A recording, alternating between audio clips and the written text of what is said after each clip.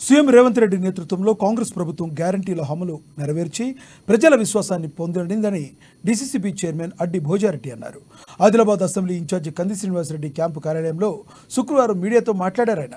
ఇప్పటి వరకు ఏ రాష్ట్రం చేయని విధంగా తమ కాంగ్రెస్ సర్కార్ ఏకకాలంలో 2 లక్షల రుణమాఫీ చేస్తుందన్నారు. రైతుకు భరోసా కూడా ఎన్ని ఎకరాలకు ఇవ్వాలనే దానిపై గ్రామ సభల ద్వారా రైతుల అభిప్రాయాలు సేకరిస్తుందన్నారు. నిరుపేదలకు ఇందిరమ్మ ఇళ్లు, మహిళలకు 2500 త్వరలో అమలు కానున్నాయని తెలిపారు. బీఆర్ఎస్ విమర్శలపై స్పందిస్తూ దేవుడున్నాడని, ఎవరు తీసిన కోతులో వారే పడతారని హితవు పలికారు. ఆనాడు ఫుల్ మెజారిటీ ఉన్నప్పటికీ కాంగ్రెస్ ఎమ్మెల్యేలను అంగట్లో సరుకుల బీఆర్ఎస్ కొనుగోలు చేసిందన్నారు. కానీ ఇప్పుడు కేవలం రాష్ట్ర అభివృద్ధి ఆశించి మాత్రమే ఎమ్మెల్యేలు, ఎమ్మెల్సీలు పార్టీలో చేరుతున్నారని చెప్పారు. రాహుల్ గాంధీ ప్రజాస్వామ్యాన్ని కూనీ చేస్తున్నారని, కేటీఆర్ కొత్తగా మాట్లాడుతున్నారని, మరి ఆనాడు ఆయన తండ్రి కేసీఆర్ చేసింది ఏంటో సమాధానం చెప్పాలని ప్రశ్నించారు.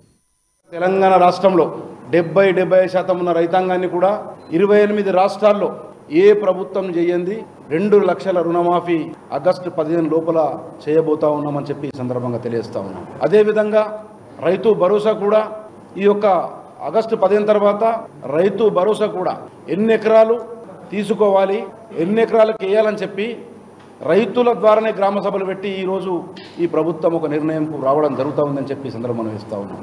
అదేవిధంగా నిరుపేదలకు పక్క గృహాలు కానీ, అదేవిధంగా మహిళలకు 2500 కానీ ఈ కార్యక్రమాలు కూడా అతి త్వరలోనే మొదలవుతూ ఉన్నాయి. కానీ ఈ సందర్భంగా బీఆర్ఎస్ పార్టీ నాయకులు మొన్నటిదాకా రాజ్యమేలి రాష్ట్ర నాయకులు కానీ, ఇటు జిల్లా నాయకులు కానీ 28 రాష్ట్రాల్లో ఏ ముఖ్యమంత్రి చేయండి ఆనాడు 88 సంఖ్య ఉన్నా కూడా తెలంగాణ ప్రభుత్వానికి ఒక 12 నుంచి 13 మంది కాంగ్రెస్ వాళ్ళని కొనుగోలు చేయడం జరిగింది. ఈరోజు దేవుడున్నాడు, ఎవరిదో అవినలుందులో వాడు పడతాడు అంటే ఈరోజు తెలంగాణ బీఆర్ఎస్ పార్టీ పడతా ఉంది. ఈరోజు 6 ఎమ్మెల్యేలు రావడం జరిగింది, ఒక రాజ్యసభ సభ్యుడు రావడం జరిగింది, ఇంకా నిన్న కూడా ఎమ్మెల్సీలు 6 రావడం జరిగింది.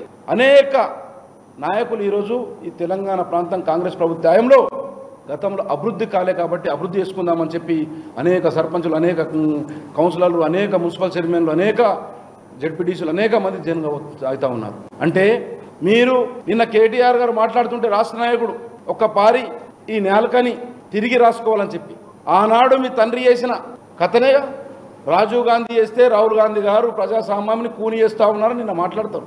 మీ తండ్రి కూని వేయలేదా? పోయిన 5 సంవత్సరాలు 12 నుంచి 13 మంది ఎమ్మెల్యేలని ఒక కూరగాయలు ఉన్నట్టు, గొర్రెలు ఉన్నట్టు, మేకలు ఉన్నట్టు, బర్రెలు ఉన్నట్టు కొనుగోలు చేయడం జరిగింది.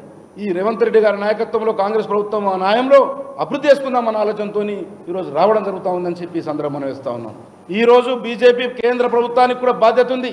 గౌరవ ఎంపీ గారితో నేను ఒకటే మనం వేస్తా ఉన్నాను, ఇక్కడ ఉన్న సీజీఐని పునః ప్రారంభించాలి, ఆదిలాబాద్ నుంచి ఆర్మూర్ రైల్వే లైన్ చేయాలి, అదేవిధంగా గిరిజన యూనివర్సిటీ తీసుకురావాలి, అదేవిధంగా కేంద్రం నుంచి టెక్స్టైల్ పార్క్ తీసుకురావాలి. అనేక డిమాండ్లు ఉన్నాయి.